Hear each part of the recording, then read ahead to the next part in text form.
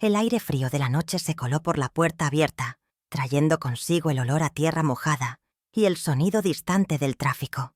Yo esperaba en el umbral, con una sonrisa ensayada y el corazón lleno de esa calidez que solo la llegada de un nieto puede provocar.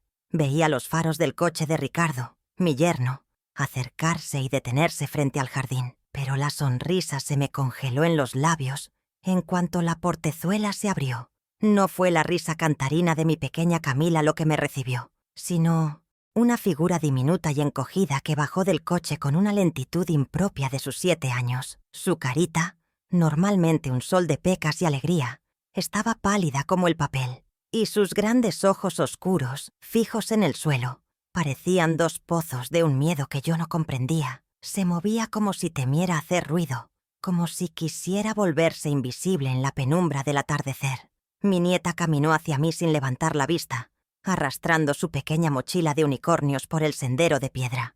Cuando llegó a mi lado, en lugar de lanzarse a mis brazos como siempre hacía, se aferró a mi falda con una fuerza desesperada, escondiendo el rostro en los pliegues de la tela. Su cuerpo entero temblaba, no de frío, sino de un pavor profundo y silencioso que me atravesó el alma como una aguja de hielo. Fue entonces cuando escuché el susurro, una vocecita rota, casi inaudible, que me heló la sangre y detuvo el mundo a mi alrededor. «Abuela, tengo miedo», murmuró contra mi pierna. «No quiero volver a quedarme sola con papá». Cada palabra fue una puñalada, una alarma ensordecedora que resonó en el silencio de mi corazón, de madre y abuela, anunciando que algo terrible había sucedido en mi ausencia. Ricardo se acercó con la prisa de quien tiene un avión que tomar, su maleta de mano ya preparada en el asiento trasero. Su rostro, siempre tan encantador y seguro de sí mismo, mostraba una impaciencia apenas disimulada. «Ah, Carmen, aquí está. Ha estado un poco mañosa todo el fin de semana. Creo que le está por dar una gripe», dijo con una ligereza que me pareció obscena en ese momento. Ni siquiera se agachó para despedirse de su hija. Una simple palmada en la cabeza fue todo el afecto que le ofreció. Lo vi mirar su reloj, ansioso por marcharse, completamente ajeno, o peor aún, indiferente al terror que emanaba del pequeño cuerpo que se aferraba a mí como a un salvavidas en medio de un océano embravecido. Esa indiferencia fue la primera pieza de un rompecabezas que yo aún no sabía cómo armar. Mientras su coche se alejaba, dejándonos en una nube de gases de escape y silencio, yo me quedé paralizada, sintiendo el temblor incesante de Camila contra mí. El impacto de sus palabras y de la actitud de Ricardo me dejó sin aliento. Era como si me hubieran empujado al borde de un precipicio sin previo aviso. ¿Miedo? ¿Miedo de su propio padre? Ricardo siempre había cultivado esa imagen de padre perfecto, el que la llevaba al parque, el que le compraba los mejores regalos. Pero la verdad no estaba en su fachada pública, sino en el terror genuino de mi nieta. En ese instante, supe que el fin de semana no había sido de mañas ni de gripes incipientes. Algo había quebrado la inocencia de mi niña, y su padre era el único que había estado con ella. Entré a la casa cargando a Camila en brazos. Su pequeño cuerpo seguía rígido y alerta. Cerré la puerta y sentí como si estuviera encerrando un monstruo con nosotras, un miedo invisible pero palpable que ahora habitaba en mi hogar. La calidez de la sala, el olor a bizcocho recién horneado que había preparado para ella, todo parecía una burla cruel ante la atmósfera gélida que nos envolvía. La senté en el sofá, arropándola con su manta favorita, y me arrodillé frente a ella, buscando sus ojos. «¿Qué pasó, mi amor?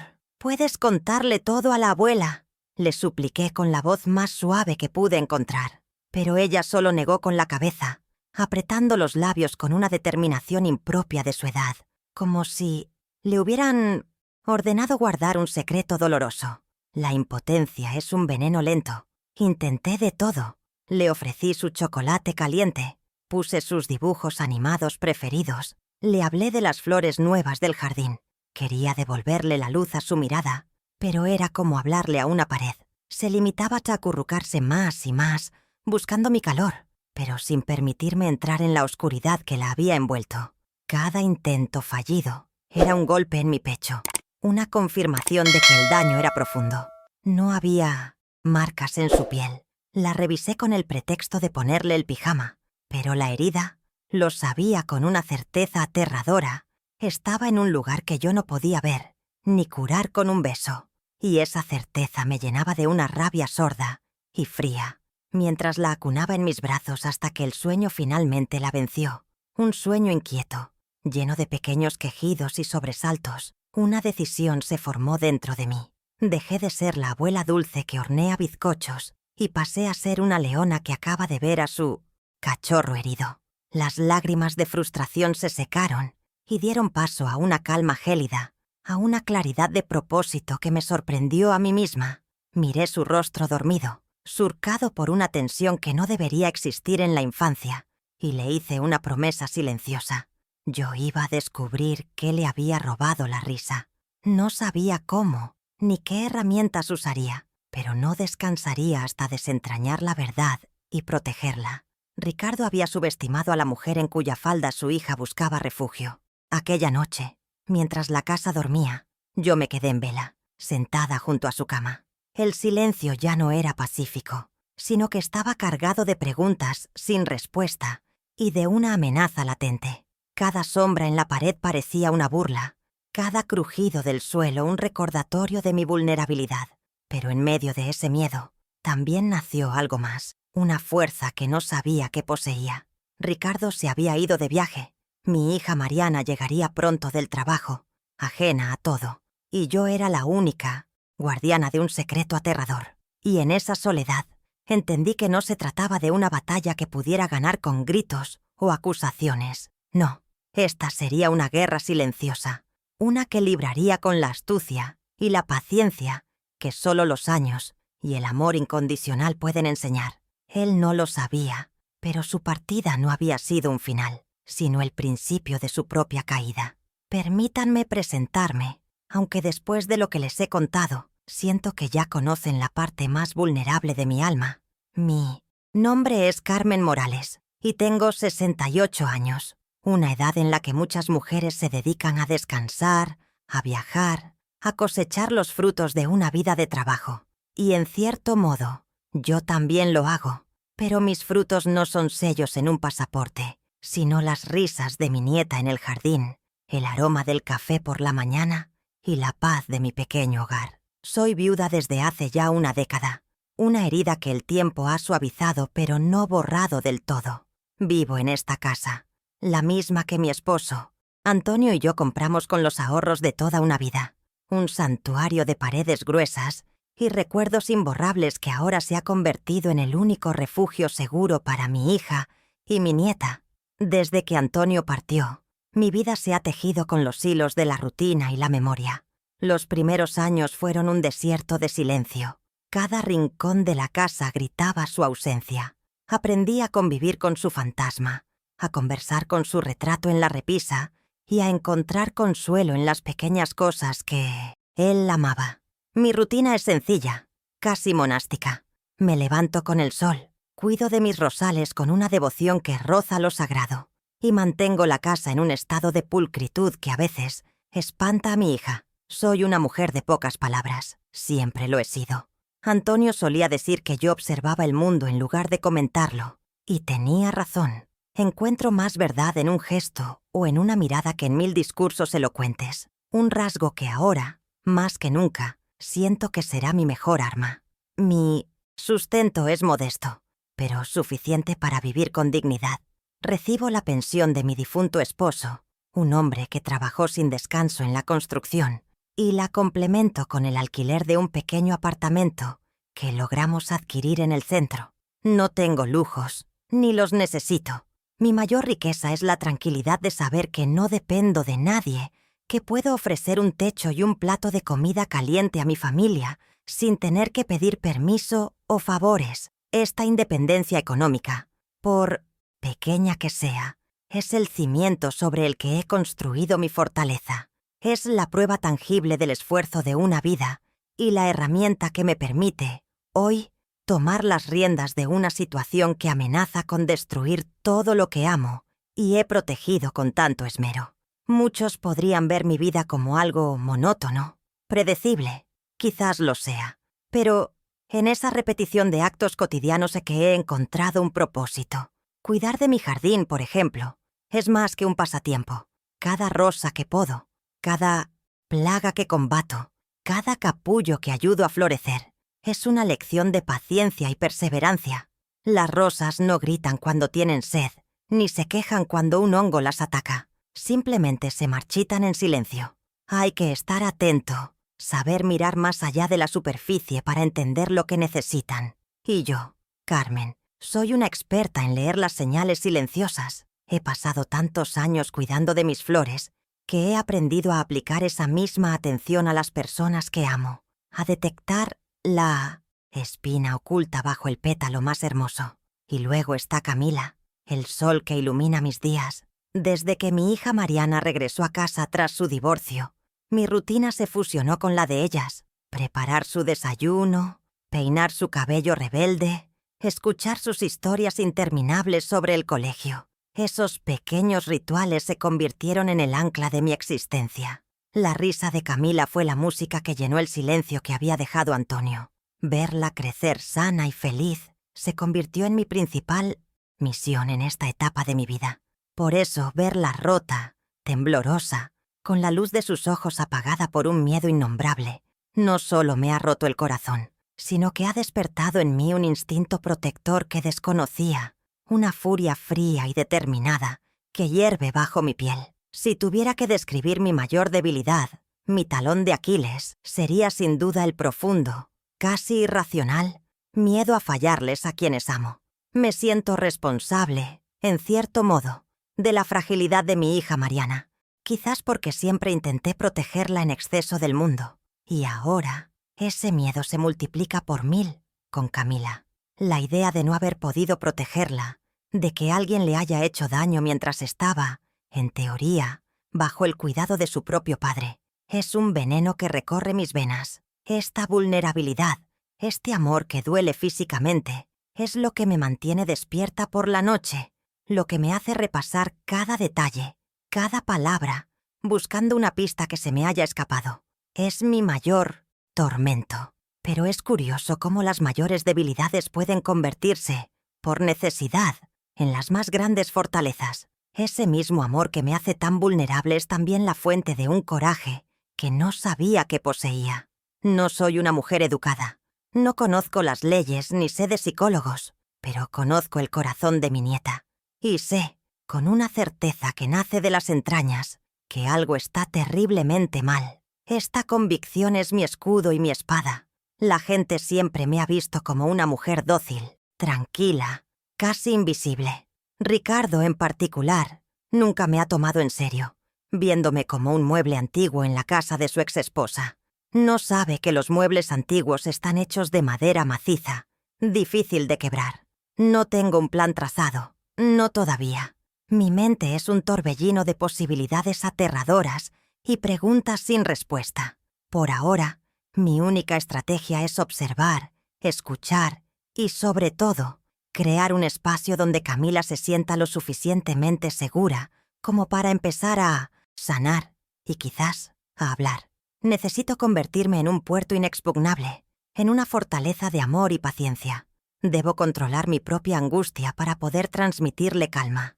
Tengo que ser su roca, aunque por dentro me sienta como un castillo de arena, a punto de ser arrasado por la marea. La procesión va por dentro, como solía decir mi madre, y mi rostro, de ahora en adelante, será una máscara de serenidad para mi nieta. Mi vida, que hasta hace unas horas transcurría por un cauce tranquilo y predecible, ha sido desviada por un torrente violento. Ya no soy solo la abuela que hace galletas y cuenta cuentos. Me he convertido, sin pedirlo, en una detective del alma, en la guardiana de la inocencia perdida de mi nieta. La mujer que Ricardo conoció, la suegra silenciosa y complaciente, ha muerto. En su lugar ha nacido alguien que no dudará en remover cielo y tierra para encontrar la verdad y hacer justicia. Él aún no lo sabe, pero ha cometido el error fatal de herir lo que más amo en este mundo, y con ello ha declarado una guerra que no tiene idea de cómo voy a pelear. Así que esta soy yo, Carmen Morales, una anciana de manos agrietadas por la jardinería, y el corazón roto por el miedo. Una mujer aparentemente frágil que ha descubierto una reserva de acero en su interior. Mi casa es mi cuartel general, mi amor es mi arma, y la verdad es mi único objetivo. No sé a qué me enfrento, ni el dolor que este camino me deparará, pero una cosa es segura: no voy a rendirme. Por mi nieta, por la niña que fue mi hija, por el legado de mi esposo, lucharé esta batalla, y la ganaré, porque no hay fuerza más poderosa en el universo que el amor de una abuela dispuesta a todo por proteger a los suyos. ¿Y tú? ¿Qué habrías hecho en mi lugar? Cuéntamelo en los comentarios. Para que entiendan la geografía de mi corazón y de mis miedos, deben conocer a mi hija, Mariana. Ella es mi única hija, la luz de mis ojos. Una mujer de 40 años con un alma tan trabajadora como frágil. Mariana heredó la bondad de su padre, pero no su coraza. Es una de esas personas que sienten demasiado, que aman sin defensas y que creen en la bondad de los demás incluso cuando le han demostrado lo contrario. Su divorcio de Ricardo la dejó hecha pedazos, no tanto por el amor perdido, sino por la traición a su confianza. Verla luchar cada día para reconstruirse, para ser una buena madre mientras lidia con sus propias heridas, es mi orgullo y mi dolor constante. Vive aquí, conmigo, en su antigua habitación. Un recordatorio diario de que su vuelo fue interrumpido y tuvo que regresar al nido. Nuestra relación es un refugio para ambas. Yo le ofrezco la estabilidad y el silencio que necesita para sanar, y ella llena la casa con el bullicio de la vida, con sus preocupaciones del trabajo y sus pequeños triunfos. Sin embargo, su fragilidad emocional es precisamente lo que me ata las manos en este momento. ¿Cómo puedo contarle a mi hija que ya se culpa por el fracaso de su matrimonio? ¿Que nuestra pequeña Camila ha vuelto aterrada de pasar un fin de semana con su padre? Sería como echarle sal en una herida que nunca ha dejado de sangrar. Temo que se derrumbe, que se culpe a sí misma, o peor aún, que en su estado vulnerable no tenga la fuerza para enfrentarse a Ricardo. Por eso, por ahora, este terrible secreto pesa únicamente sobre mis hombros. Y luego está él, Ricardo, el antagonista de esta historia. Aunque ante el mundo él siempre será el héroe. Es un hombre de éxito, un arquitecto con una sonrisa para cada ocasión y una labia que podría venderle hielo a un esquimal. Viste impecable, conduce un coche caro y sabe decir siempre lo correcto en el momento adecuado. Para sus amigos y colegas, es un padre devoto, injustamente separado de su hija por una exesposa complicada. Ha construido esta narrativa con tanto esmero que incluso algunos miembros de nuestra propia familia la han creído. Domina el arte de la apariencia, de la fachada respetable. Pero yo, desde mi rincón silencioso, siempre he visto las grietas en su perfecta armadura de hombre encantador. Porque detrás de esa sonrisa de anuncio se esconde un hombre sediento de control. La principal motivación de Ricardo no es el amor por su hija, sino la posesión. Camila no es una persona para él. Es una extensión de su ego, una herramienta para seguir vinculado a la vida de Mariana y para torturarla lentamente. Insiste en sus derechos de visita con una ferocidad que no nace del afecto, sino del deseo de demostrar que él sigue teniendo poder sobre ellas. Cada fin de semana que pasa con la niña es una oportunidad para minar la autoridad de Mariana, para comprarle a Camila afecto con regalos caros y para recordarle a mi hija que él es indispensable, que sin él, ellas no son nada. Es un abuso psicológico sutil, constante y casi imposible de probar. Recuerdo perfectamente el día que Mariana lo trajo a casa por primera vez. Todos quedaron fascinados por él. Mis hermanas, mis cuñados, todos hablaban del partidazo que se había conseguido mi hija. Solo yo sentí una extraña corriente de aire frío en medio del salón. Hubo un momento durante la cena en que Mariana contaba una anécdota del trabajo con entusiasmo, y él, en lugar de apoyarla, la interrumpió con una sonrisa condescendiente y dijo: «Ay, mi amor, siempre tan apasionada con tus pequeñas historias». Lo dijo como un halago, pero sus ojos decían otra cosa. Decían: «Qué ingenua, qué insignificante». Fui la única que notó el veneno en la miel. La forma en que la sonrisa de mi hija vaciló por un segundo antes de reponerse. Aquel fue solo el principio. Con el tiempo, los episodios se acumularon como polvo en un mueble viejo. Pequeños desprecios disfrazados de bromas, críticas a su forma de vestir hechas en voz baja en reuniones familiares, decisiones importantes que él tomaba por ambos, sin consultarla. Siempre era sutil, siempre en un tono que hacía que si ella se quejaba, pareciera una exagerada, una histérica. Recuerdo una vez en el 1917 bautizo de Camila. Mariana eligió un vestido que a él no le gustó y pasó toda la tarde haciendo comentarios indirectos sobre la importancia de la elegancia y el buen gusto, logrando que mi hija se sintiera tan incómoda que acabó poniéndose un chal para cubrirse. Él no necesitaba gritar para humillar. Su arma era la palabra precisa, la mirada de desaprobación. El divorcio fue la liberación de Mariana, pero Ricardo, astuto como es, logró pintar la separación como culpa de ella, de su inestabilidad emocional. Utilizó su fragilidad en su contra, y como él mantenía la calma y la razón en todo momento, muchos le creyeron. Por eso, la situación actual es tan delicada. Él tiene la opinión pública de su lado. Las visitas a Camila son su derecho legal, un derecho que utiliza como una espada sobre nuestras cabezas. Cada entrega y recogida de la niña es un teatro de sonrisas forzadas y amabilidad fingida. Yo le ofrezco un café, él pregunta por mis rosas, y ambos sabemos que debajo de esa fina capa de civilidad hay un campo de batalla lleno de resentimiento y desconfianza. Esta tensión ha sido el telón de fondo de nuestras vidas durante los últimos 2 años. Una guerra fría, en la que Camila es el territorio en disputa. Yo he tenido que morderme la lengua 1000 veces, tragarme mis sospechas y mis ganas de gritarle 4 verdades a la cara por el bien de la precaria paz. Siempre tuve la certeza de que él era un hombre dañino, un manipulador narcisista que se alimenta del control sobre los demás, pero nunca, ni en mis peores pesadillas, imaginé que su crueldad pudiera alcanzar a su propia hija.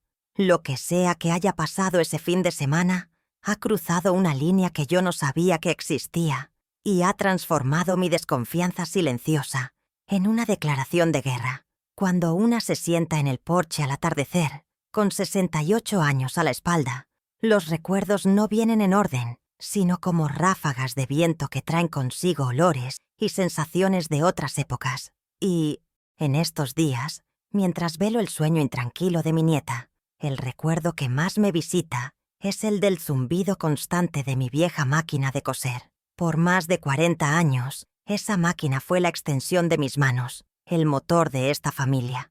Mi esposo Antonio, que en paz descanse, traía el pan a casa con la fuerza de sus brazos en la obra, y yo lo multiplicaba con la aguja y el hilo. No nacimos en cuna de oro. Todo lo que tenemos, cada ladrillo de esta casa, cada título en la pared, fue cosido con el hilo del esfuerzo y la renuncia.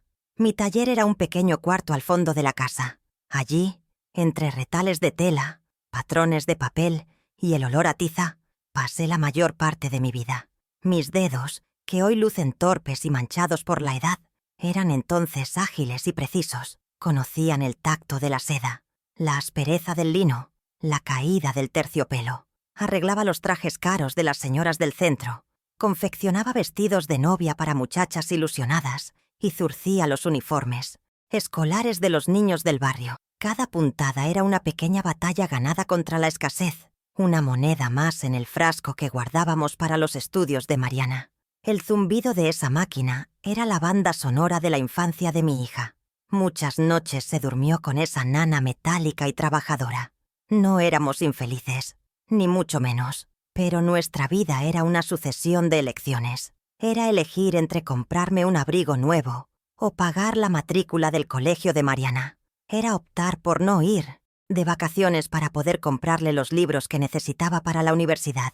Recuerdo con nitidez un folleto de un viaje a la costa que Antonio trajo a casa un día. Lo miramos juntos, soñando con el mar que solo conocíamos por postales, pero esa misma semana a Mariana le pidieron un material caro para sus estudios de diseño, y el folleto, sin decir una palabra, fue a parar al fondo de un cajón. No lo vivimos como una tragedia, sino como lo que era, un acto de amor, una inversión en el único futuro que nos importaba. Antonio llegaba a casa cada tarde con el cuerpo molido y las manos cubiertas de cemento, pero nunca con el espíritu roto. Nos sentábamos a cenar y nuestros cansancios se encontraban en la mesa. Él me contaba de los andamios y las vigas, y yo le hablaba de los dobladillos y los ojales. Éramos un equipo, 2 bueyes tirando del mismo arado en la misma dirección. Nuestra meta era una y clara: que Mariana tuviera las oportunidades que nosotros nunca tuvimos. Queríamos que su única preocupación fuera estudiar, que sus manos no se encallecieran como las nuestras, que su mente volara libre, sin el peso de la necesidad. Y lo logramos. Verla con su diploma universitario en las manos fue como ver el mar por primera vez. Ese diploma le abrió las puertas a un buen trabajo, y poco después, a Ricardo. Y con él llegó el sueño de la casa propia. Mariana y él tenían el entusiasmo, pero les faltaba el empujón final para la entrada del apartamento. Durante años, yo había guardado en una vieja lata de galletas una parte de lo que ganaba con mis costuras extra. Los trabajos que hacía de noche, cuando ya todos dormían, era mi pequeño secreto, mi fondo para emergencias. Sin dudarlo un segundo, saqué aquella lata abollada y les di todo lo que había. Eran los ahorros de incontables horas de sueño perdido, de vista forzada bajo la luz de un flexo, de espaldas doloridas. Entregarles ese dinero fue uno de los momentos más felices de mi vida. Sentí que completaba mi obra, que les daba la última puntada para que empezaran a tejer su propia vida juntos. Mi hija lloró de gratitud. Me abrazó con esa fuerza que solo tienen los hijos cuando comprenden la magnitud del amor de sus padres. Yo estaba pletórica. Sentía el orgullo de una madre que ha cumplido su misión. Pero entonces, en medio de esa emoción, escuché las palabras de Ricardo. Lo recuerdo como si fuera ayer. Miró el fajo de billetes, me dio una palmada en el hombro y dijo, con una sonrisa que no le llegaba a los ojos: «Muchas gracias, Carmen. Sin duda es una pequeña ayuda que nos viene muy bien». Una pequeña ayuda. Esa frase se me clavó en el alma y nunca se fue. Para él, el sacrificio de mis noches en vela, el dinero que representaba mis sueños pospuestos, era simplemente una pequeña ayuda, una propina. En ese momento entendí que Ricardo era incapaz de ver el valor de lo que no se puede comprar. Él solo veía la cantidad, no el coste. Nunca me respetó, porque nunca entendió de dónde venía yo, de qué material estaba hecha mi vida. Me vio como una viejecita anclada en el pasado, útil para cuidar a la niña o para solucionar un apuro económico, pero insignificante en el gran esquema de su vida de éxito y ambición. Y ese es el gran contraste de mi vida. He dado todo lo que tenía, mi tiempo, mi salud, mis sueños, sin pedir nunca nada a cambio más que respeto y amor para los míos. He construido un hogar basado en el sacrificio silencioso, en la generosidad que no lleva cuentas. Y ahora, el hombre que se benefició de ese sacrificio, que minimizó el sudor de mi frente, es quien trae el terror a este mismo hogar. Es una ironía tan cruel que quema por dentro. Él, que tuvo un camino allanado en parte gracias a mis manos, es quien ahora pone espinas en el camino de mi nieta. La injusticia de todo esto es lo que me da la fuerza para seguir. La gente puede pensar que una mujer de mi edad ya no tiene fuerzas para luchar. Se equivocan. Toda la energía que invertí durante décadas en mi máquina de coser, toda la paciencia que cultivé puntada a puntada, no ha desaparecido, se ha transformado. Ahora, esa misma energía la voy a usar para descoser la red de mentiras que Ricardo ha tejido. No permitiré que el legado de amor y esfuerzo que Antonio y yo construimos sea manchado por su oscuridad. Mi pasado de sacrificios no es una historia triste, es mi arsenal. Cada renuncia fue un entrenamiento, cada dificultad una lección. Así que cuando miro mis manos, ya no solo veo las arrugas y las manchas de la edad. Veo las manos que criaron a una hija, que vistieron a cientos de personas, que ahorraron para un hogar y que ahora protegerán a una nieta. Ricardo cree que está luchando contra una anciana frágil. No sabe que está luchando contra 40 años de trabajo incansable contra el espíritu de un hombre que movía montañas, contra el amor inquebrantable de una madre. No sabe que mi aparente fragilidad es mi mejor disfraz. Y yo, Carmen Morales, la costurera, estoy a punto de dar la puntada final en esta historia. Y será una puntada que él jamás podrá deshacer. Llega un momento, en medio de la tormenta, en que una se da cuenta de que no puede sostener el timón sola. La noche después de la llegada de Camila fue una de las más largas de mi vida. Cada sombra parecía una amenaza, cada silencio un grito. Sentada en la penumbra de la sala, con la única compañía de mis pensamientos oscuros, sentí el peso de mi soledad como nunca antes. No podía compartir esta carga con Mariana, por miedo a destrozarla. Y mi Antonio ya no estaba para darme uno de sus sabios y tranquilos consejos. Me sentí como una isla, rodeada por un mar de miedo por todas partes, y supe que si no encontraba un faro, un ancla, la corriente me arrastraría. Necesitaba una voz amiga, alguien que pudiera escuchar el peso de lo indecible sin derrumbarse. Y en medio de esa oscuridad, un nombre vino a mi mente, como siempre lo hacía en los momentos de verdadera necesidad. Beatriz Rivas, mi amiga del FIEM 200, Alma, mi hermana de vida. Nos conocemos desde que éramos dos niñas con las rodillas raspadas que correteábamos por este mismo jardín, compartiendo secretos entre los rosales de mi madre. Nuestra amistad es un árbol viejo y frondoso, con raíces tan profundas que ninguna tormenta ha podido jamás arrancarlo. Ella es la única persona en el mundo que conoce la cartografía completa de mi vida, con sus valles de tristeza y sus cumbres de alegría. No necesitaba explicarle quién era yo. Ella ya lo sabía, porque había caminado a mi lado en cada paso del camino. Beatriz siempre fue diferente a mí. Mientras yo encontraba mis respuestas en el silencio y la observación, ella las buscaba en los libros y en las personas. Se convirtió en una mujer brillante, de mente aguda y corazón inmenso. Dedicó su vida entera a una profesión noble y difícil, a escuchar a los niños, a entender sus silencios y a traducir sus miedos. Siempre tuvo un don especial para ganarse la confianza de los más pequeños, una paciencia infinita para descifrar el lenguaje secreto de sus juegos y sus dibujos. Ahora está jubilada, pero la sabiduría de toda una vida dedicada a proteger la inocencia no es algo que se guarde en un cajón junto con el reloj de despedida.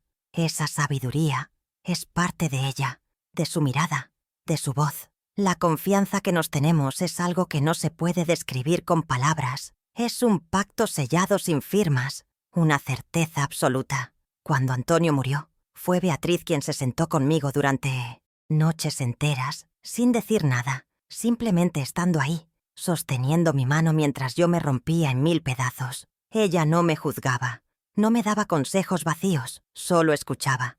Y sabía que ahora, con este terror nuevo anidado en mi casa, ella sería la única capaz de escuchar la historia completa, sin que el horror la paralizara. Podía contarle mis sospechas más terribles sobre Ricardo, la fragilidad de Mariana y el miedo mudo de Camila.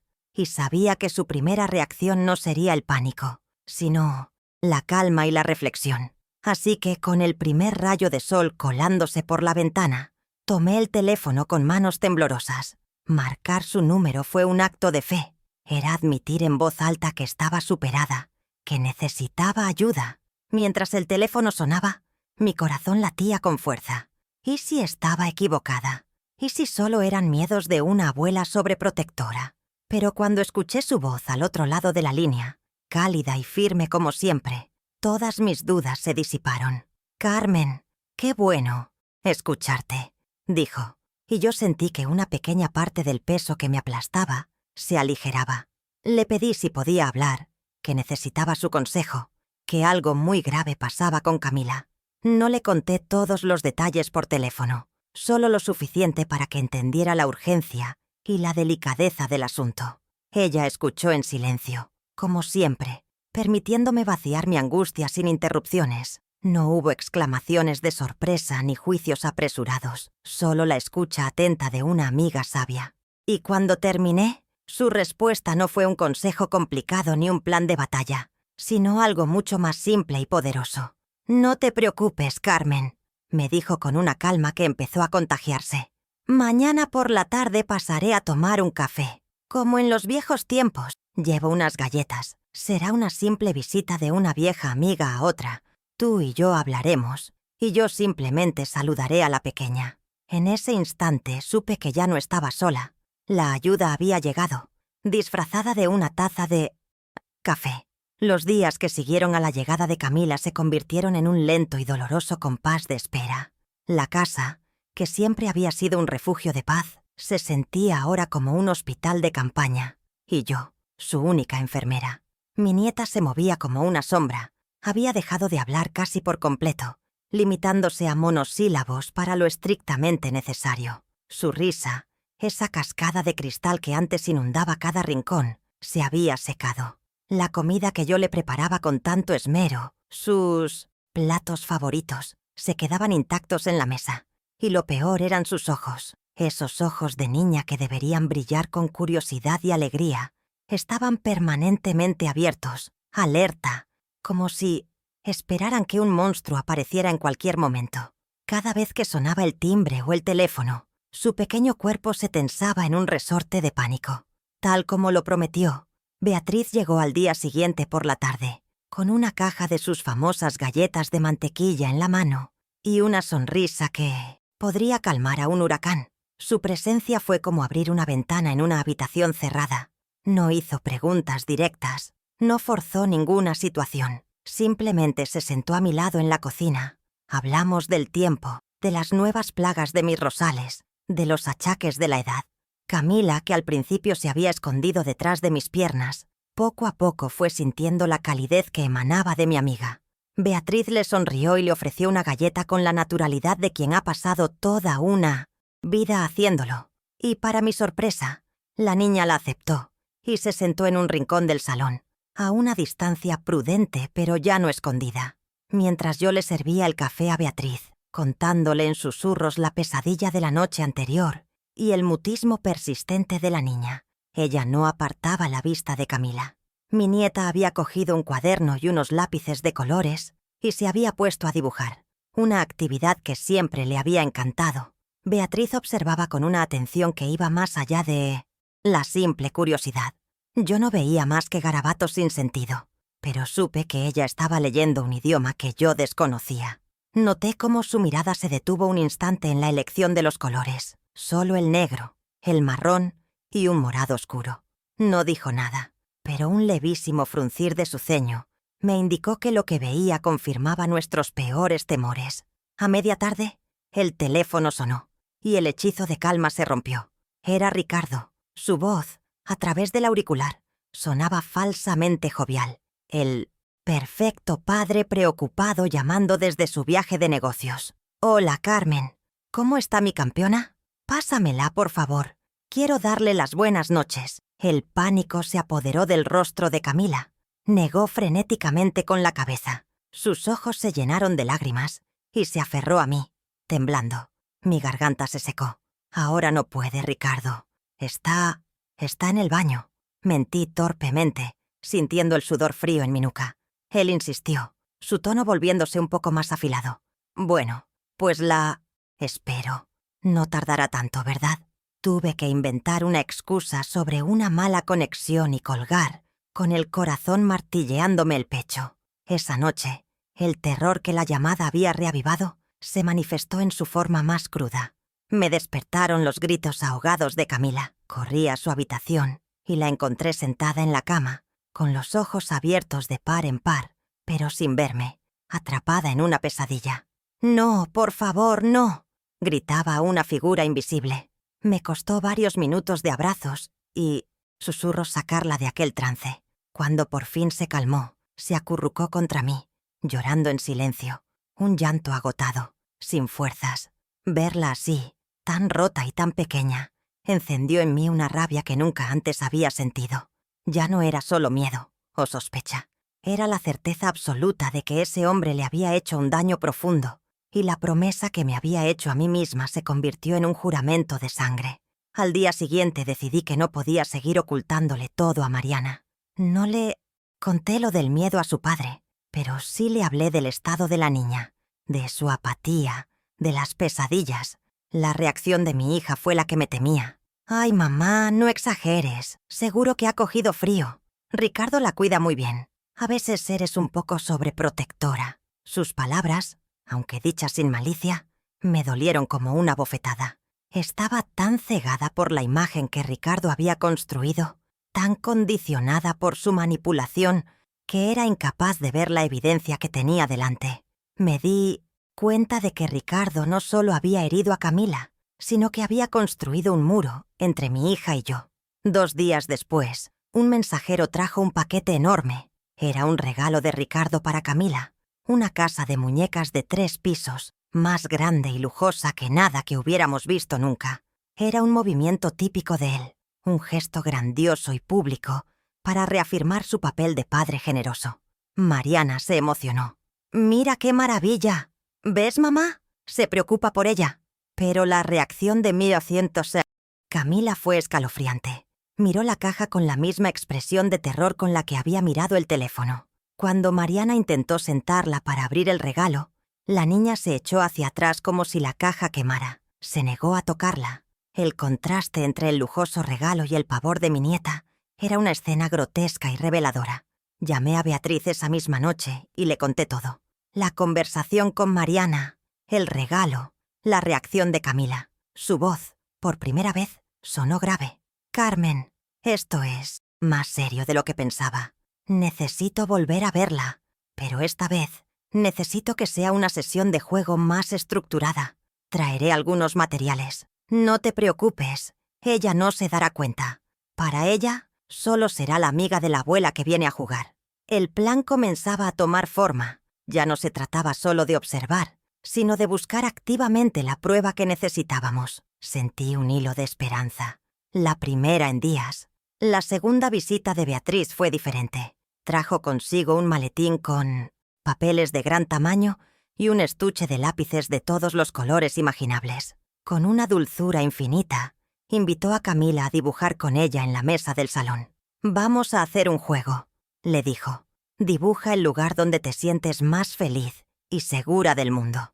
Camila, tras dudar un poco, dibujó mi jardín, con las rosas, el sol y nosotras dos de la mano. Luego la voz de Beatriz se suavizó aún más. «Y ahora, si te atreves, dibuja un lugar que te dé mucho miedo».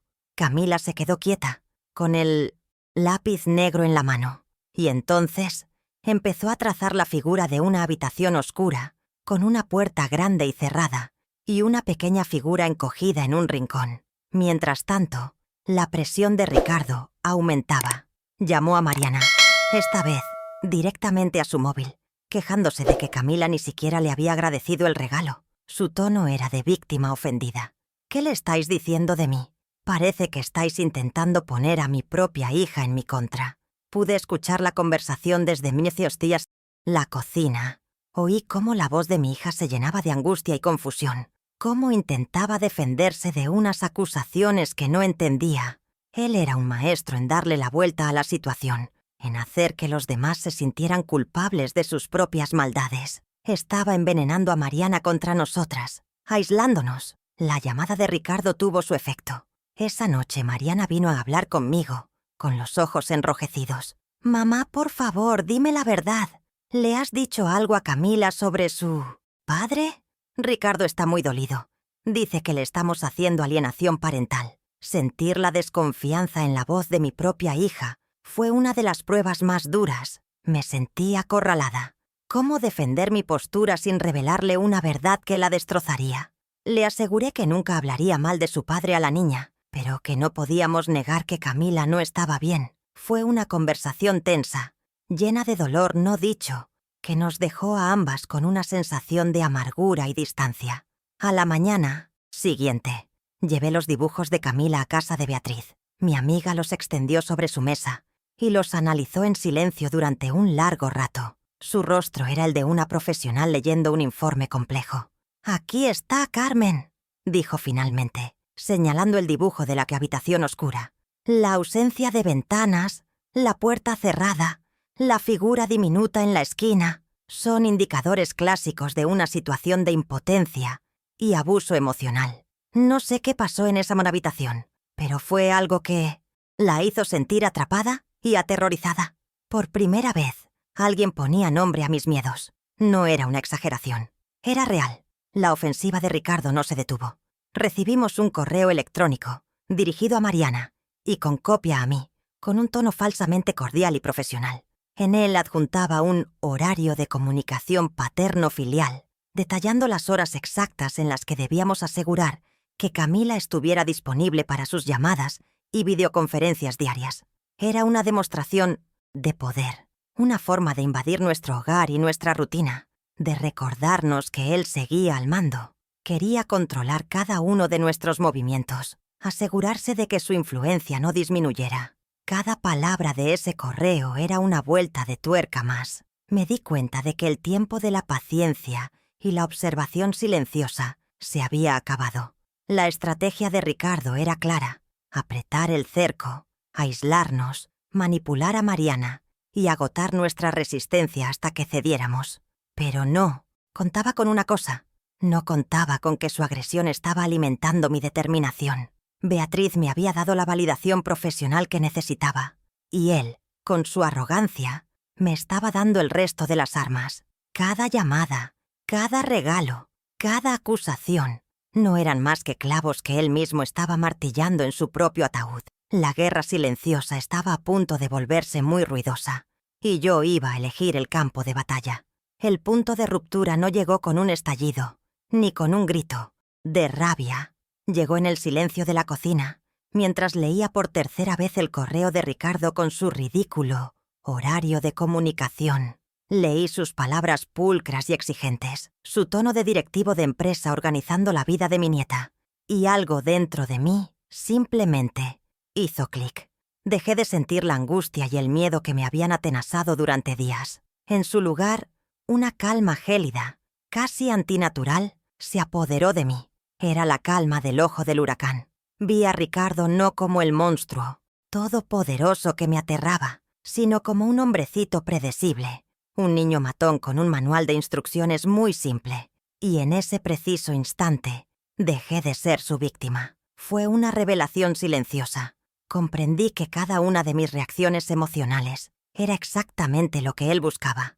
Mi angustia lo alimentaba, la confusión de Mariana lo fortalecía. El miedo de Camila era su trofeo. Jugar a su juego, defenderme de sus acusaciones, intentar razonar con él o con mi propia hija, era inútil. Era como intentar apagar un incendio con gasolina. La única forma de ganar no era jugar mejor, sino cambiar las reglas del juego por completo. Decidí que no volvería a implorar por respeto, ni a mendigar comprensión. El amor y la familia no se mendigan, se defienden. Y mi defensa, a partir de ese momento, no sería pasiva, sino estratégica, fría y calculada. Con esa nueva claridad, realicé un pequeño gesto simbólico. Agarré el teléfono, abrí el correo de Ricardo una última vez y, sin volver a leerlo, lo arrastré a la papelera y la vacié. Un acto simple, digital, pero que para mí representó un corte definitivo. Estaba borrando su poder sobre mí, su capacidad para dictar mi estado de ánimo. Luego, caminé hacia la sala y me detuve frente a una fotografía de la boda de Mariana y Ricardo que todavía estaba en una estantería. Miré su rostro sonriente en la foto, el hombre que había engañado a todos, y por primera vez no sentí ni rabia ni tristeza. No sentí nada, solo lo vi como lo que era, un obstáculo que debía ser removido. Mi siguiente llamada a Beatriz fue diferente a todas las anteriores. Mi voz ya no temblaba. No había rastro de la abuela asustada que buscaba consuelo. «Beatriz, soy Carmen», le dije con una firmeza que incluso a mí me sorprendió. «Ya no te llamo para que me aconsejes.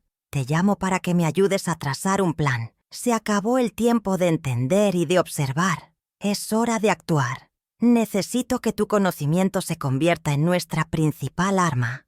Dime qué necesitas de mí para que construyamos un caso tan sólido que ni él ni nadie pueda derribar». Hubo un breve silencio al otro lado, y luego la voz de mi amiga, con un nuevo tono de respeto. «Te escucho, Carmen. Dime qué tienes en mente».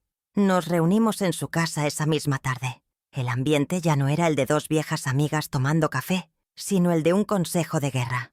Le expuse mi revelación. Ricardo se alimenta de nuestra reacción, por lo que debemos dejar de dársela. Debemos fingir que nos sometemos a su control, acatar su estúpido horario de llamadas, mientras por debajo, en silencio, preparamos nuestro ataque. Le dije que una confrontación privada sería un desastre, que él lo negaría todo y manipularía a Mariana aún más. El ego es su mayor fortaleza y su mayor debilidad, Beatriz, le expliqué.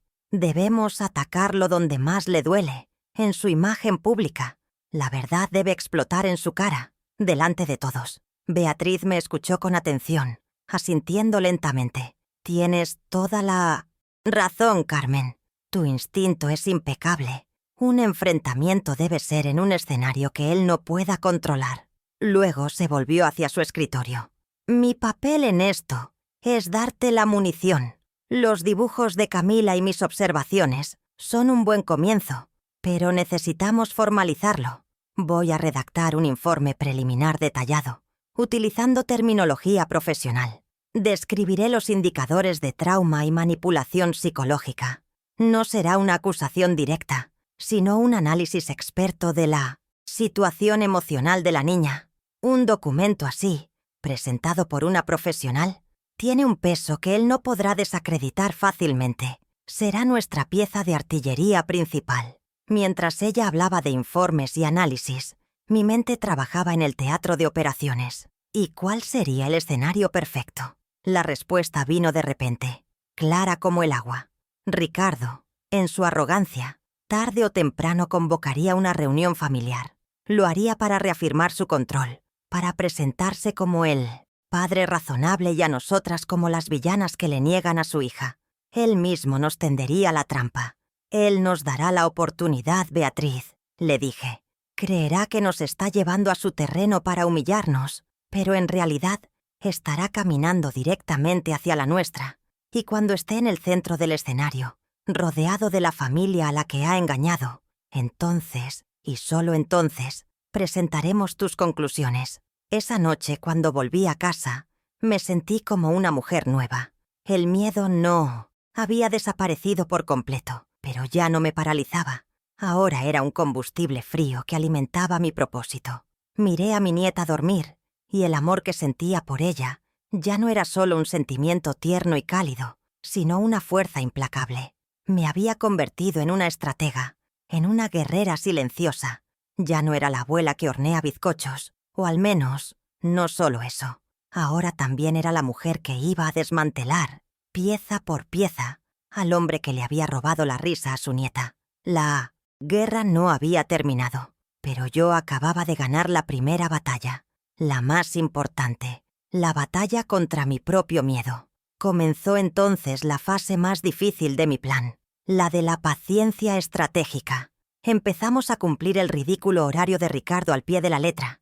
Cada tarde, a las 7 en punto, preparaba a Camila para su videoconferencia. Al principio fue una tortura. Ella se negaba, lloraba en silencio, pero poco a poco, siguiendo los consejos de Beatriz, le enseñé a protegerse. Mi amor, le decía en voz baja, esto es solo un teatro, un juego. No tienes que decirle nada que no quieras. Respuestas cortas. Sí, papá. Bien, papá. No sé, papá.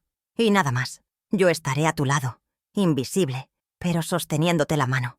Y así lo hicimos. Yo me sentaba fuera del alcance de la cámara, y ella, mi valiente y pequeña actriz, interpretaba su papel, con los ojos fijos en un punto de la pared, mientras su padre, al otro lado de la pantalla, se llenaba de su propia importancia.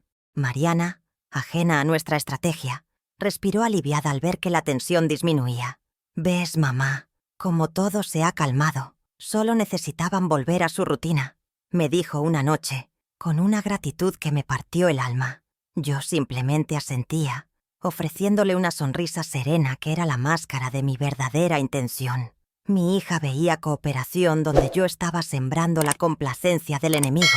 Ricardo, por su parte, se creyó victorioso. Sus llamadas se volvieron más arrogantes, llenas de consejos no solicitados sobre la crianza de Camila, convencido de que nos había doblegado.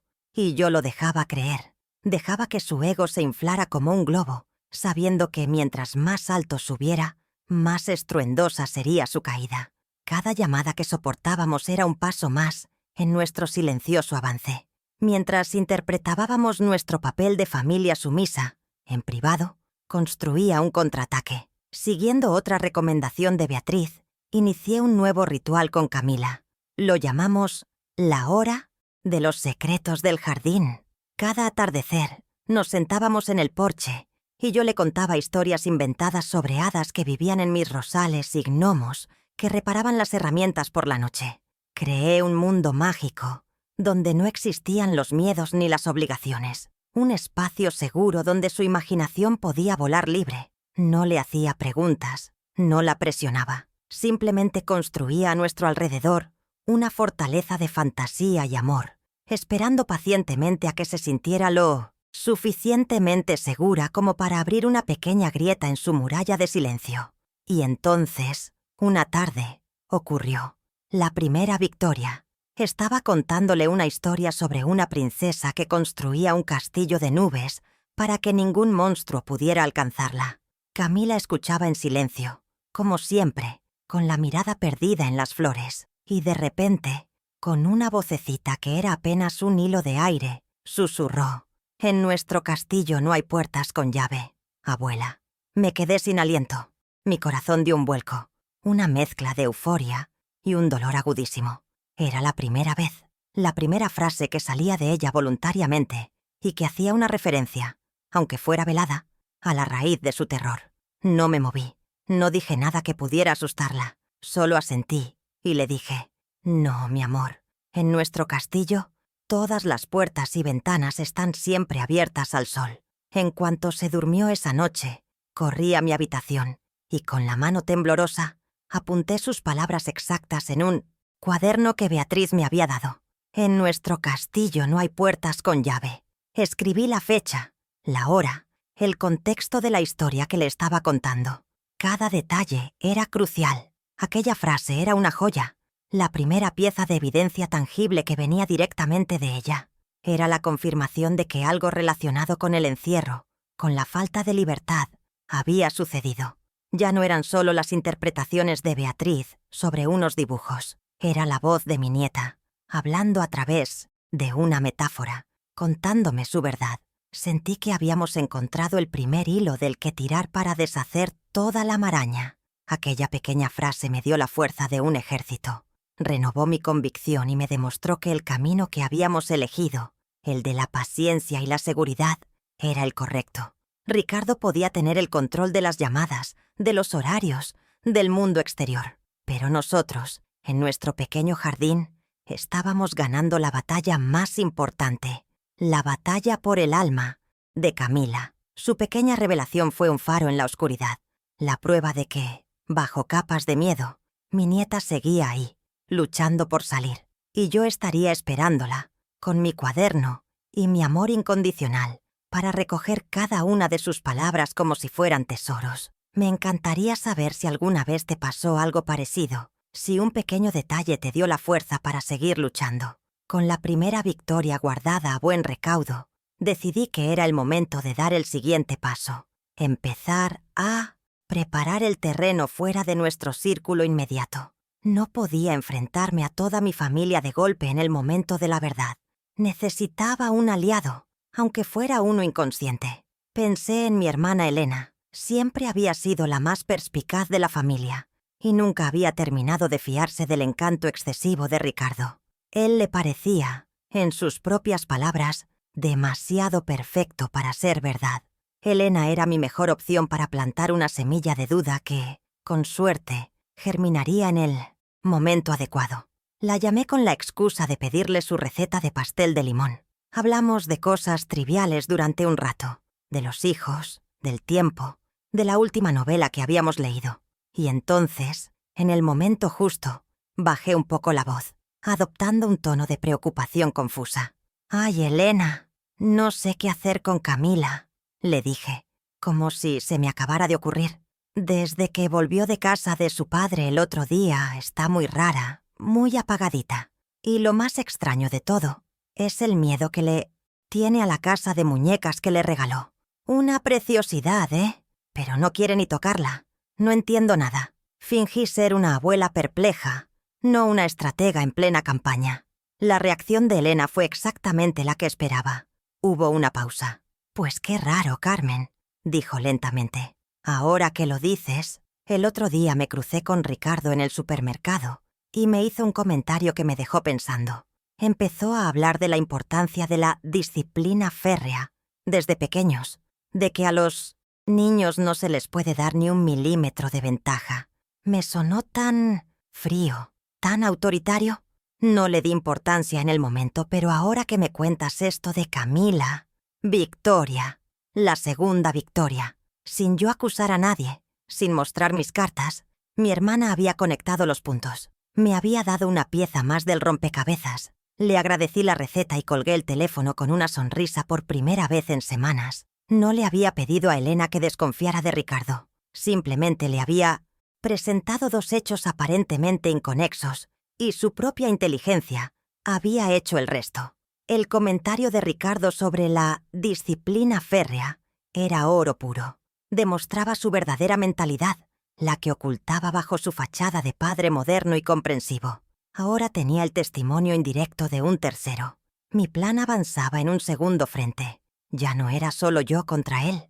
Una duda razonable había sido sembrada en la mente de un miembro clave de la familia. Y así, los días pasaron. En la superficie, todo era calma. Una calma tensa, artificial, pero calma al fin. Ricardo, desde la distancia, creía tenernos bajo su pulgar, monitoreando nuestras vidas a través de una pantalla. Mariana se sentía aliviada, creyendo que la crisis había pasado. Pero en la intimidad de nuestra casa, las piezas se movían en el tablero. El informe de Beatriz se estaba completando. Mi cuaderno de pruebas se llenaba de pequeñas frases y observaciones, y una aliada insospechada estaba preparada para escuchar. Yo solo tenía que seguir con mi papel, esperar y dejar que la arrogancia de Ricardo lo llevara a cometer el error final. Estaba segura de que no tardaría en convocar la reunión que sería, sin él saberlo, su propio juicio. La llamada llegó un martes por la noche, tal como había previsto. Era Ricardo, con su voz impregnada de una falsa solemnidad. «Carmen, Mariana», dijo, «creo que, por el bienestar de Camila, es fundamental que tengamos una reunión familiar este fin de semana, para aclarar las cosas, para que todos entiendan mi posición y podamos establecer unas reglas de visita que sean justas para mí y saludables para la niña». Era una obra maestra de la manipulación. Se presentaba como el pacificador, el adulto razonable, mientras nos convocaba a nuestro propio juicio. Acepté con una calma que lo descolocó. «Por supuesto, Ricardo. Nos parece una excelente idea. Aquí en casa el domingo estaría bien». Él no lo sabía, pero acababa de caer de cabeza en su propia trampa. Domingo. La casa se llenó con el murmullo de las voces de mis hermanas, mis cuñados, los tíos de Mariana. El olor a café recién hecho se mezclaba con la tensión palpable que flotaba en el aire. Yo me movía entre ellos, serena, ofreciendo pastas y sonrisas, interpretando mi papel de anfitriona hasta el final. Mariana estaba pálida, al borde de las lágrimas, segura de que estábamos a punto de ser humilladas. Unos minutos antes de que empezara el juicio, llevé a Beatriz, a quien había presentado simplemente como mi buena amiga que ha venido a apoyarme, a la cocina. «El informe está en mi bolso», me dijo en voz baja. «¿Estás lista, Carmen?»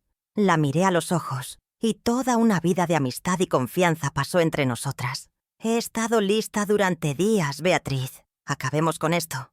Ricardo nos reunió a todos en el salón, colocándose estratégicamente de pie junto a la chimenea, como un abogado a punto de dar su alegato final. Comenzó su discurso, cuidadosamente ensayado. Habló de su amor incondicional por Camila, de la importancia de la figura paterna, de sus derechos legales. Luego, con una mirada de falsa compasión hacia Mariana, empezó a deslizar las acusaciones. Habló de la inestabilidad emocional de mi hija, de mi influencia sobreprotectora y anticuada, pintando un cuadro en el que él era la víctima de dos mujeres resentidas que usaban a una niña para hacerle daño. La familia escuchaba en un silencio incómodo, muchos de ellos sin saber qué creer. Llegó entonces al clímax de su argumentación. Su voz se endureció, adoptando un tono de justa indignación. «Y es por eso», dijo mirando a todos a los ojos, «que me veo en la obligación de acusarlas formalmente de alienación parental. Están envenenando a mi hija en mi contra, y no lo voy a permitir más. Exijo que las visitas se reanuden de inmediato, sin supervisión, para poder contrarrestar el daño psicológico que le estáis causando». Mariana ahogó un sollozo, cubriéndose el rostro con las manos. Algunos familiares la miraron con pena, otros con reproche. Ricardo sonreía por dentro. Creía haber ganado, pero justo cuando él esperaba que mi hija se derrumbara y yo me quedara en silencio, me puse lentamente de pie. No alcé la voz. Mi tono fue tranquilo, casi conversacional, pero cortó la atmósfera como un cuchillo. «Ricardo, antes de que sigas con tu conmovedora actuación, creo que hay algunas cosas que nuestra familia merece saber». Todas las cabezas se giraron hacia mí. La sonrisa de Ricardo se congeló en sus labios. El control de la escena acababa de cambiar de manos. Reinaba un silencio absoluto, expectante. Yo había dejado de ser un mueble en la esquina. Ahora era el centro de la habitación. Mi mirada se posó en mi amiga. «Muchos de ustedes conocen y quieren a mi amiga del alma, Beatriz Rivas, que hoy nos acompaña», dije. Y todos le sonrieron amablemente. Hice una pausa, dejando que el momento se cargara de suspense. Pero lo que la mayoría no sabe es que Beatriz, antes de su merecida jubilación, dedicó 40 años de su vida a ser una de las psicólogas infantiles más consultadas y respetadas de este país. Un murmullo de sorpresa recorrió la sala. Vi el primer destello de pánico en los ojos de Ricardo. Supe que empezaba a comprender que el tablero de juego era mucho más complejo de lo que había imaginado. Continué, sin apartar la vista de él. Dada mi profunda preocupación por el estado anímico de mi nieta, le pedí a Beatriz que, como favor personal, pasara algún tiempo con nosotras y me diera su opinión profesional e informal sobre lo que podría estarle ocurriendo a Camila. Me giré hacia mi amiga. Y Beatriz, que es una mujer metódica y rigurosa, ha tenido la amabilidad de transcribir algunas de sus observaciones en un informe preliminar. En ese instante, como si fuera la señal convenida, Beatriz abrió su bolso y sacó una carpeta de anillas. El sonido del plástico al abrirse resonó en el silencio como un disparo. El rostro de Ricardo perdió todo su color. Beatriz no necesitó levantar la voz. Con la calma de una experta, comenzó a hablar. «No voy a leer el informe completo, pero sí compartiré algunas conclusiones clave», dijo. «La niña presenta un cuadro compatible con estrés agudo, mostrando claros indicadores de haber sido sometida a un evento de abuso emocional o intimidación severa. En sus dibujos y juegos aparecen de forma recurrente imágenes de encierro, figuras de autoridad que causan pavor y una marcada ansiedad ante los espacios cerrados sin supervisión». Cada palabra profesional era un martillazo en el ataúd de la credibilidad de Ricardo. La frase textual de la niña, «En nuestro castillo no hay puertas con llave», es, en mi opinión, altamente significativa. Cuando Beatriz terminó, antes de que Ricardo pudiera balbucear una negativa, me giré hacia mi hermana. Mi voz seguía siendo tranquila, pero firme. «Elena, querida, ¿recuerdas la conversación que tuvimos por teléfono hace unos días? ¿Podrías recordarle a la familia lo que me contaste que Ricardo te había dicho en el supermercado sobre la educación de los niños?» Elena, pálida y comprendiendo de repente la trampa en la que yo la había hecho partícipe, asintió. «Sí», dijo con voz temblorosa pero clara. «Me dijo que creía en la disciplina férrea, que a los niños no se les podía dar ni un milímetro. Me chocó. Me pareció muy frío. Ese fue el golpe de gracia. La corroboración de un tercero, de un testigo neutral. La máscara de Ricardo se hizo añicos. Intentó defenderse, pero su voz se quebró. «Esto es un circo, una emboscada. Han manipulado a una vieja loca para que escriba mentiras», gritó señalando a Beatriz. Pero su pánico era evidente. Su rabia era la de un animal acorralado. Ya nadie en la sala lo miraba como a un padre dolido, sino como a un monstruo desenmascarado.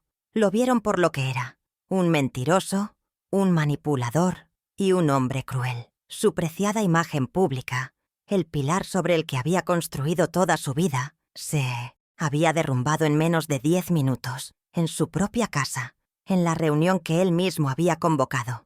El silencio que siguió a sus gritos fue su verdadera sentencia. Cuando el eco de los gritos de Ricardo se apagó, un silencio denso y pesado se instaló en el salón. Nadie se atrevía a mirarlo, pero tampoco a mirarnos a nosotras. Él se quedó de pie, jadeante, con el rostro descompuesto por la humillación, buscando en vano un solo par de ojos que le ofreciera complicidad o apoyo. No encontró ninguno. Lo que vio fue una muralla de rostros que reflejaban decepción, horror y, en algunos casos, un profundo desprecio. Su pérdida más inmediata y devastadora no fue legal, sino simbólica. En aquella sala, ante toda su familia, su reputación se había hecho polvo. Sin decir una palabra más, agarró su chaqueta y salió de la casa, cerrando la puerta tras de sí con un portazo que sonó a derrota final. El rey se había quedado desnudo en mitad de su corte. Una vez que la puerta se cerró, fue como si se rompiera un hechizo. Mi hermana Elena fue la primera en acercarse, abrazándome con fuerza y susurrando: «Tenías razón, perdóname por no verlo». Luego, uno por uno, los demás familiares se acercaron a Mariana, que seguía en shock, y a mí. Nos ofrecieron su apoyo, sus disculpas por haber dudado, su indignación. Pero el momento más importante llegó cuando todos se hubieron marchado y nos quedamos solas, mi hija y yo. Se sentó a mi lado en el sofá, tomó mis manos y, con los ojos llenos de lágrimas que ya no eran de debilidad sino de una dolorosa claridad, me dijo: «Gracias, mamá. Gracias por ser la fuerte cuando yo no pude. Lo he visto. Por fin lo he visto todo». En ese instante supe que mi hija había empezado a sanar. Al día siguiente, Mariana demostró una fortaleza que yo no le había visto en años. Ya no era la mujer frágil y confundida, sino una madre leona, dispuesta a todo. Contactó a un abogado y, armados con el informe detallado de Beatriz y el testimonio de varios familiares presentes en la reunión, solicitaron una orden de alejamiento y la suspensión inmediata de las visitas no supervisadas. El juez, viendo la contundencia de las pruebas psicológicas, la concedió de manera provisional en menos de 48 horas. La pérdida concreta para Ricardo fue fulminante. Ya no tenía acceso a su hija, la principal herramienta de su control. Socialmente, la noticia corrió como la pólvora por el círculo familiar, aislándolo por completo. Había perdido su guerra en todos los frentes. En cuanto a mí, sentí una profunda sensación de paz, no de victoria, sino de justicia cumplida. En los días siguientes, noté un cambio en cómo mi familia se dirigía a mí. Me miraban con un nuevo respeto, no como a la viejecita dulce que cuida de sus rosas, sino como a la matriarca, la guardiana silenciosa del bienestar familiar. Mi espíritu, lejos de sentirse agotado por la batalla, se sentía renovado y fortalecido. Había descubierto en mi vejez una fuerza que no sabía que poseía, y había demostrado a mí misma y a los demás que la sabiduría de los años y el amor incondicional son armas mucho más poderosas que la arrogancia y la mentira. Había restaurado el orden en mi pequeño universo, pero la consecuencia más hermosa y significativa de todas fue ver el lento florecer de mi Camila. Sin la amenaza de las llamadas de su padre, sin la presión de sus visitas, la niña empezó a regresar a nosotros. El proceso fue lento, como una flor abriéndose tras un largo invierno. Un día la escuché tararear una canción mientras jugaba.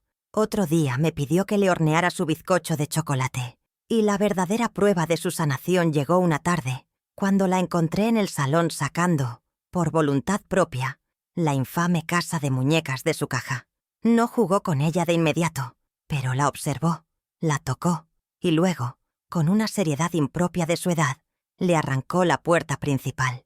En ese acto simbólico, vi a mi nieta recuperar su poder. Decidimos, Mariana y yo, cuál sería el camino a seguir con respecto a Ricardo. No habría un perdón fácil ni una reconciliación forzada.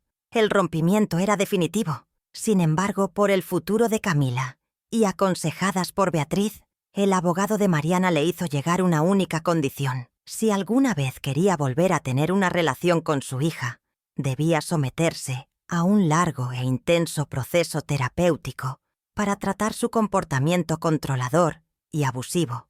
La decisión final la tomaría un juez, basándose en los informes de sus terapeutas. El perdón no era un regalo que le ofrecíamos, sino un camino arduo y empinado que él, y solo él, debía decidir si recorrer. Unas semanas después, Mariana y yo dedicamos una tarde a una última limpieza.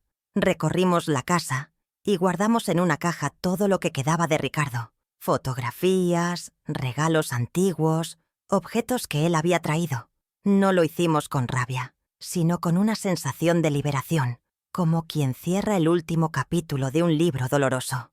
Al cerrar la caja y guardarla, en el trastero, sentimos que estábamos reclamando nuestro espacio, purificando nuestro hogar de su sombra. Esa caja no contenía solo objetos, sino también el dolor, la manipulación y el miedo que habíamos soportado durante tanto tiempo. Estábamos, por fin, verdaderamente libres. Ahora, la vida en casa ha encontrado un nuevo ritmo, una nueva melodía. Es una paz tranquila, profunda, la paz que sigue a la tormenta. A veces, me siento en el porche y observo a Camila correr por el jardín, su risa mezclándose con el zumbido de las abejas entre mis rosas. Mariana ha vuelto a pintar, su pasión de juventud que Ricardo siempre había menospreciado. El aire que respiramos es más ligero, más limpio. El santuario que Antonio y yo construimos con tanto esfuerzo había sido profanado, pero con amor, paciencia y una fuerza silenciosa habíamos conseguido expulsar a los demonios y consagrarlo de nuevo. La justicia, a veces, no hace ruido, simplemente llega y devuelve las cosas a su lugar. Si algo he aprendido en este doloroso viaje, es que la verdad más importante a menudo se cuenta sin palabras. Los niños, en su infinita sabiduría, nos hablan a través de sus silencios, de sus dibujos oscuros, de sus miedos irracionales. Su alma no sabe mentir. Cuando un niño tiene miedo, el mundo entero debería detenerse a escuchar. Aprendí que mi deber como abuela, como madre, no era solo darles de comer y arroparlos por la noche, sino convertirme en la traductora de sus temores, en la abogada de sus silencios. La lección más grande que esta historia me deja es esa. Crean en sus hijos, crean en sus nietos, incluso cuando su historia no tenga sentido. Escuchen con el corazón, porque a veces el grito más desesperado es el que no emite ningún sonido. Esta prueba también me enseñó algo sobre mí misma. Yo, que siempre me consideré una mujer simple, una figura secundaria en la vida de los demás, descubrí que la verdadera fortaleza no reside en la voz que más grita, sino en el corazón que más ama. La fuerza no es la agresividad de Ricardo. Esa era solo una cáscara vacía.